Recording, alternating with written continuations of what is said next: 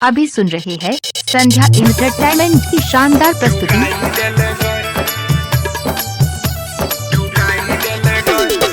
Music director Nitish राज।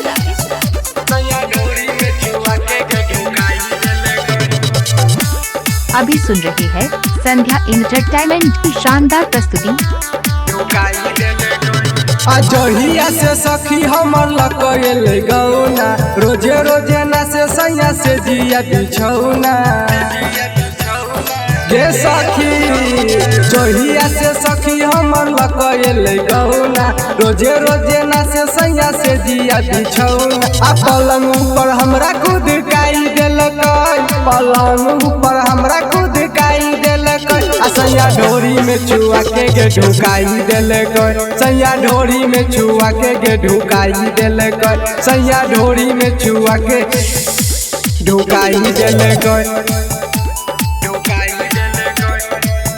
अभी सुन रहे हैं संध्या एंटरटेनमेंट की शानदार म्यूजिक प्रस्तुति। डायरेक्टर नीतीश राज।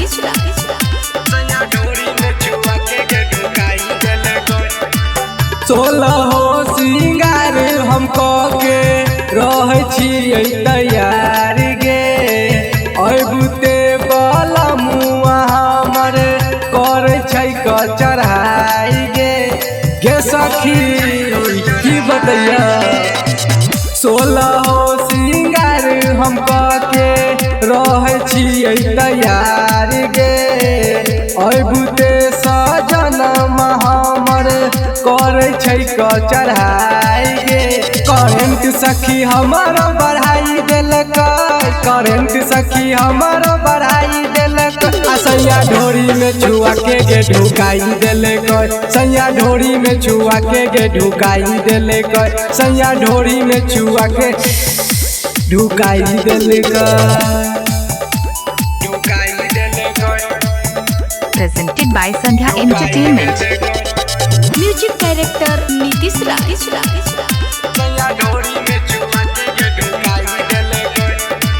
ऊपर से नीचे सजनमा करे छै कटराई गे, राइटर घूरन करे छै ढोरी में माछ फराई गे सखी।